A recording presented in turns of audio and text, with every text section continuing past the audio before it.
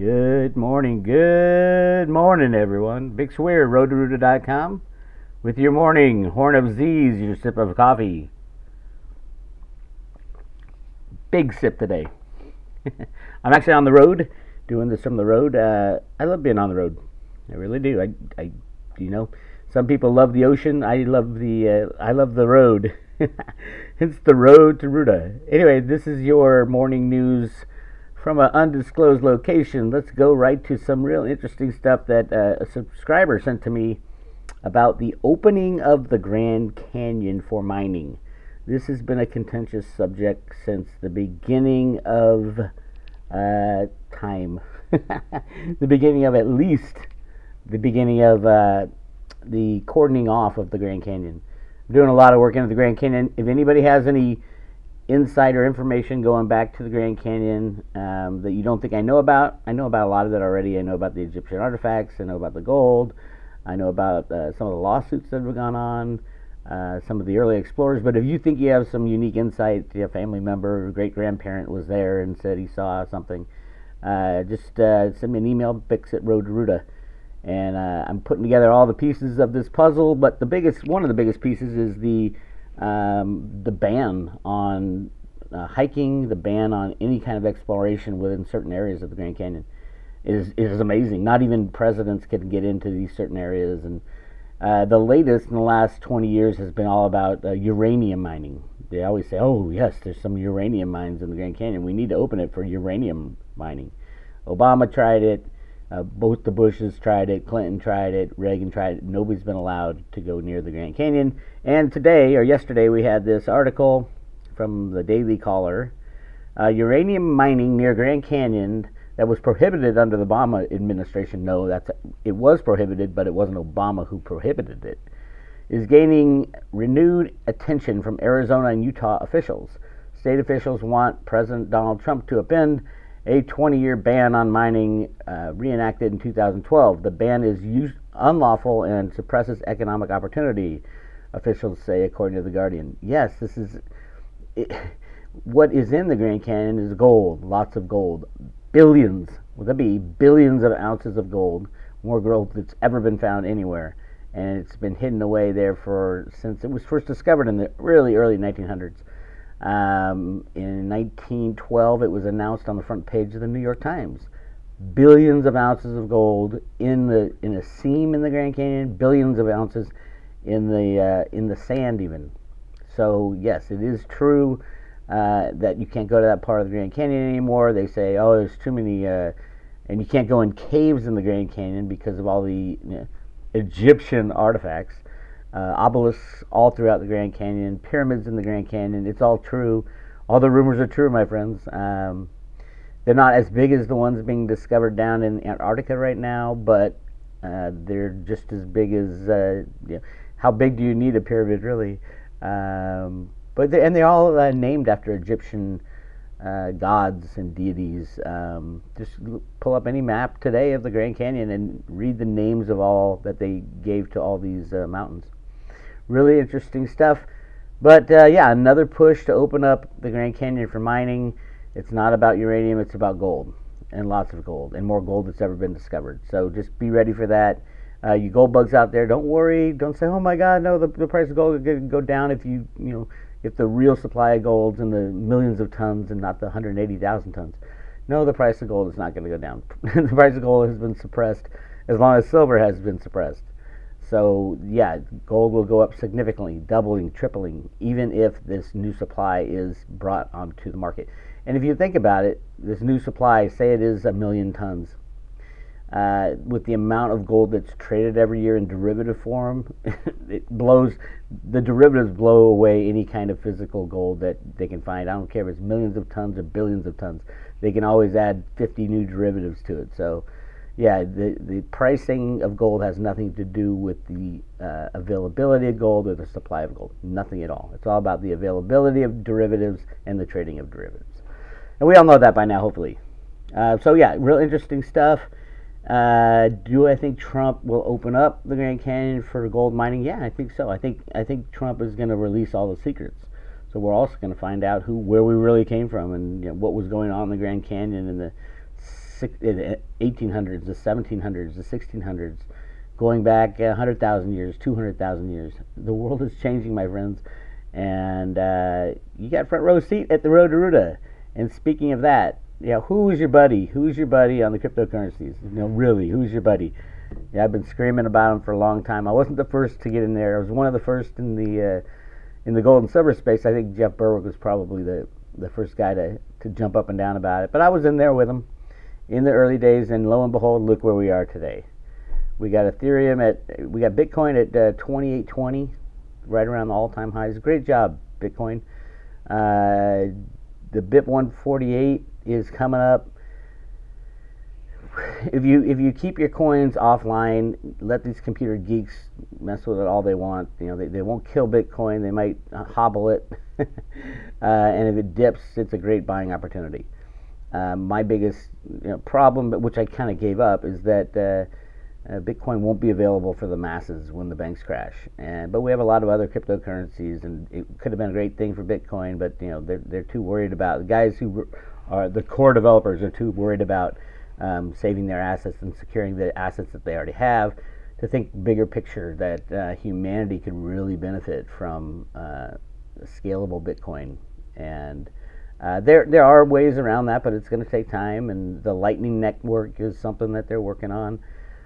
So, in the long run, Bitcoin will be around. Again, it's in Cliff High's data for going out decades, maybe even hundreds of years. So, yeah, Bitcoin is. And if you heard our last interview with me and Cliff and Jason at 4, we talked a little about silver. Silver will just skyrocket very soon, but then at some point, and a lot will have to do with price, they'll be able to make synthetic silver to fulfill a lot of the needs of silver.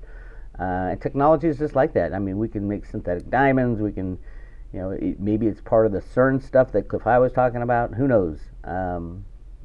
But the world is changing, and you got to change with it. As far as gold and silver scarcity, there's unlimited amounts of gold and silver. I hate to tell people there's unlimited amounts. Whether it's has been already found, is in a mine somewhere that they're hiding, is under the ocean, is on asteroids, is on other planets. All those areas where gold and silver can be found probably will be found at some point. The question is, how fast can technology catch up, and will new technologies be released instantly? For example, all the spacecraft I see flying around in the middle of the night at in the upper atmosphere at lightning speed. Does humanity have that technology? And if we do, can we jump on over to other planets and start picking up all the gold and silver that's lying on the ground? Not that easy, I know, but it is something to think about if you're a gold and silver bug and you believe that the limited supply is what is going to drive the price. I don't think so. I think it's other things. Anyway, yes, it will be more expensive, so yeah, the price of silver and gold will have to go up if we're going to start mining asteroids and mining on other planets and mining under the water. But that's the really interesting difference between silver and gold and the cryptocurrencies like Bitcoin, for example. Bitcoin is capped at 21 million coins. Supposedly it's in 2130 or 2120 that the last Bitcoin will probably be mined, because it gets harder and harder. And also the halving is coming up again in 2020. That's where the miners get half the amount of coins per block, and that it's built into the Bitcoin protocol. Satoshi Nakamoto, brilliant guy. So over time it gets harder and harder to bring new Bitcoin into the market. Again, with Bitcoin, with Ethereum is 50 times better. If you guys are around, I have my show with V at 10 o'clock Pacific time, 1 o'clock Eastern time. Today, Hump Day, we'll be talking about Bitcoin, Ethereum, silver, all the fun things that we like to talk about. I want to get his take on what's going on with Qatar, because I heard that CNN is now claiming it was fake news implanted by Russian hackers. Can you believe it? They are just off their rocker. CNN is off their rocker. Because the problem is, CNN knows that half their staff will go to jail for all the crimes that they've committed in the background with the Democrats. So, yeah, they got to push this fake news meme, or they're all ending up in jail if they're lucky. Let's quickly run through the news. Turkey approving fast-track bill, deployment to Qatar. when times of stress, everybody punches the war button. Trump's not letting the U.S. get too involved in any wars, which is good. But everybody else is, at the whim of their dictator or their master that is controlled by other forces that say, hey, you start a war over here, and then we can draw everybody else in. So it's crazy what's going on. Can't we all just get along, as Rodney King says? Can't we all just get along? Iran blames Saudi Arabia for terrorist attacks, supporting ISIS, vows revenge. You see, it's all bubbling up everywhere. They're all at the same time because the bad guys are so close to losing. They got to start a war, and they're going to do anything and everything they can. WTI tumble after biggest increase in total inventory since April 2015. That's the oil.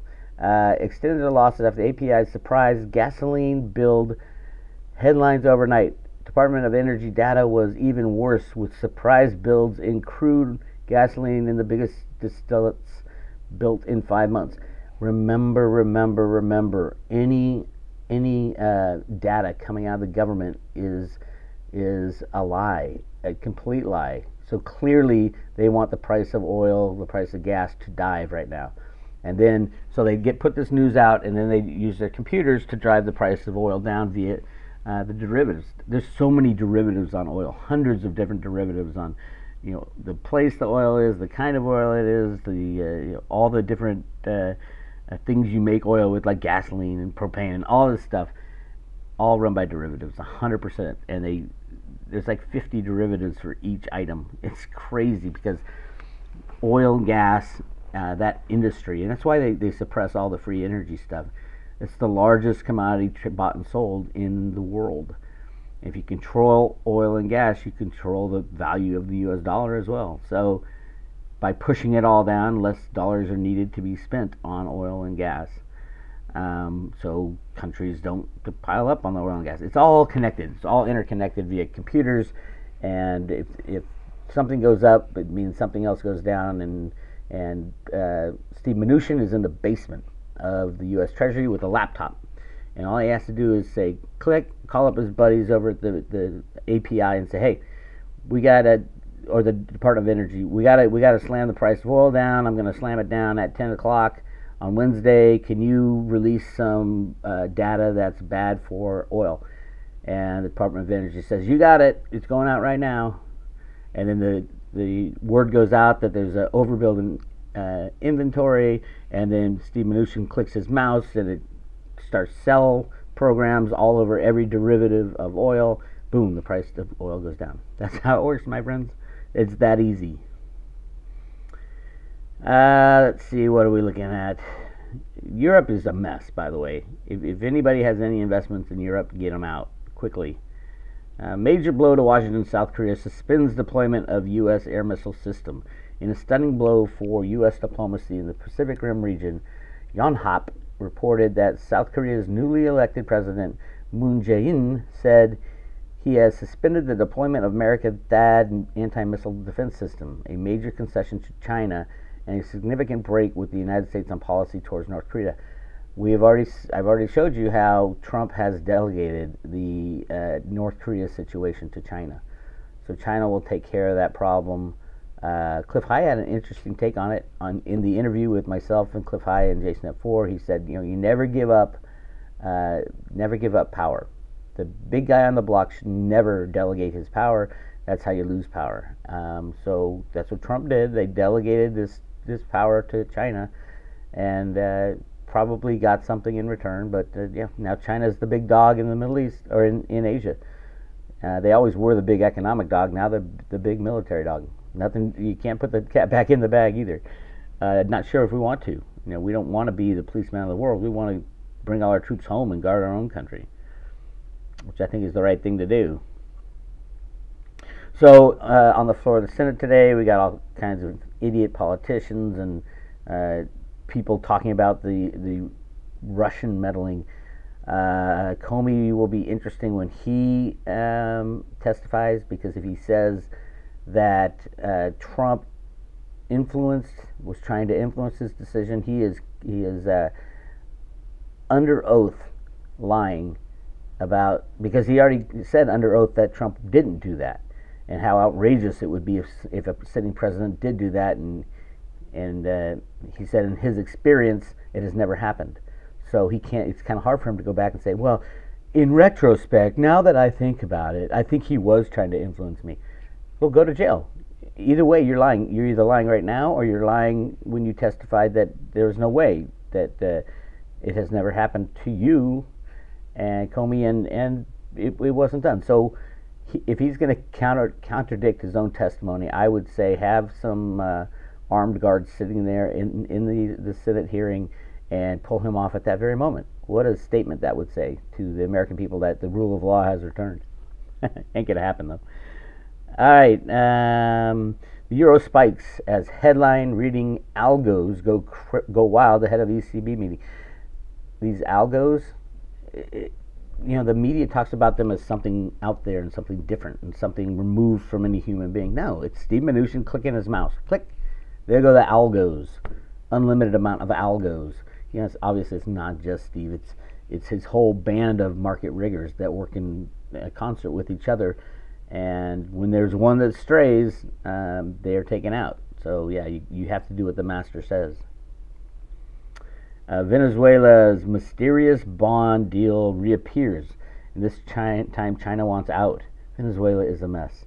A lot of it has to do with them fighting the United States machine. It started with Hugo Chavez, and it continues today. The United States can crush Venezuela economically with a click of a mouse. Again, a click of a mouse. Everything that Venezuela, just by driving the price of oil down, it destroys Venezuela because that's where they get all their money.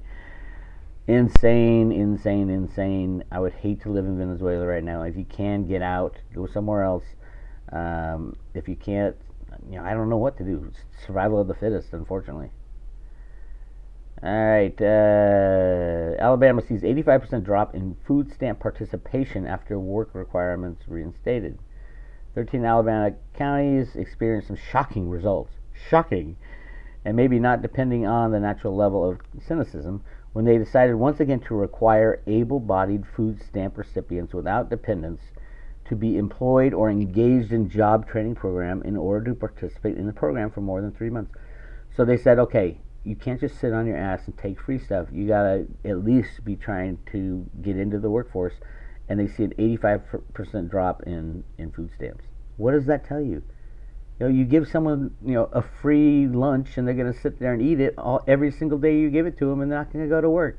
It's not rocket science. Socialism does not work, Obama lovers. It just doesn't. Look at Venezuela, great example.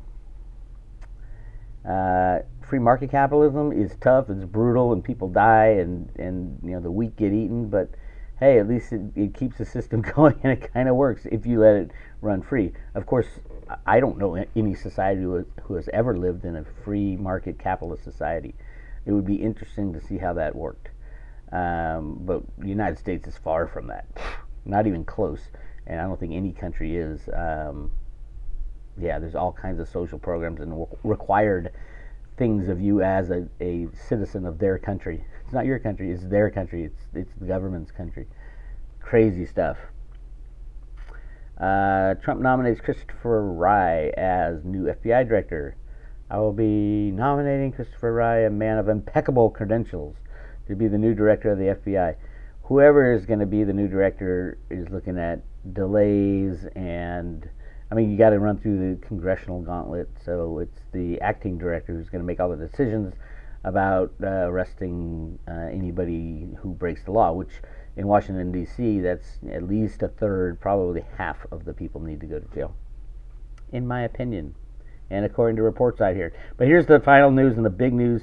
Spain's Banco Popular, which we talked in the other day, got bailed in. They didn't get bailed in. They got acquired by Santander for $1 or £1. No, €1, sorry. Just 4 days after Bank Popular chairman Emilio Sancho told his employees, don't panic, as a result of the company's crashing stock price on Wednesday morning, the ECB confirmed that the sixth largest Spanish bank was indeed on the verge of collapse and ordered to be sold, which is what happened when Santander acquired the bank for €1, after Santander's equity and riskiest debt instruments were wiped out. Interesting. Let's take a look at this. Hang on. So we have this turn. Equity and risk-assessed instruments were bailed in, wiped out, imposing losses of about $3 billion on the bank's securities holder. This transaction was bad news for the company's equity holders of contingent convertible. Oh, there we go, Cocoa bonds, contingent convertibles, AT1, AT2. That there it is. That just broke the virginity of the first Cocoa bond being converted. Very interesting. Who have had the distinction of holding the first major bank capital bonds to be bailed in, wiped out under new EU regulations. While Banco Popular's senior debt is 12 points higher this morning, AT1 perps are trading at 5% down 50 points.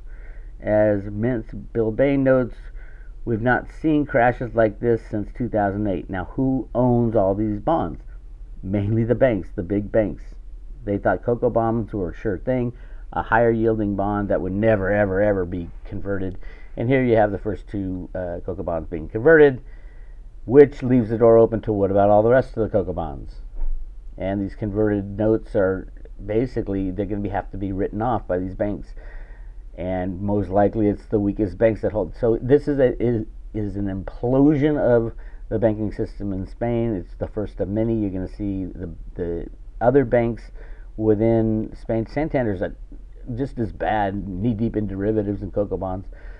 You're going to see Italian banks doing the same thing. So we're kind of started, a little tiny glimpse of the crash starting in Spain, and this will happen all summer. Little crashes, Cocoa bonds blowing up here and here and here. Every time a Cocoa bond blows up, it takes equity, and the value of the bond goes pretty much down to almost nothing.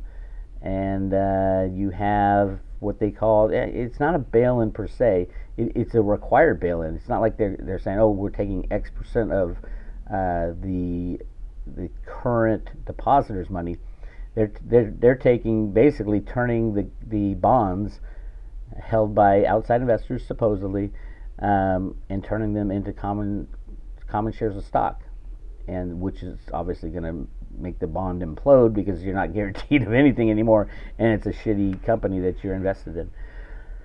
Very interesting. I'll keep you abreast on that. Make sure you go to roadtoruta.com, and if you haven't signed up yet for the free emails, you get a free book if you do that. And also, if you go to the webpage right at the top, there's book 2 also, Out of the Darkness. And all these books are about what is about to happen. They all really about the future, and there's a lot about Bitcoin and silver, and a lot of interesting topics that I've researched over the years. Go check them out, and then go to the Road to Ruta website, the general store, and if you want to buy the 2 other books, there's 4 books, and then the World in 2017 report, which we're really getting close to. I'm going to talk to V, the guerrilla economist, about that today at 10 o'clock live, and then I will post it on the website. So, Bix Weir, we'll talk to you later.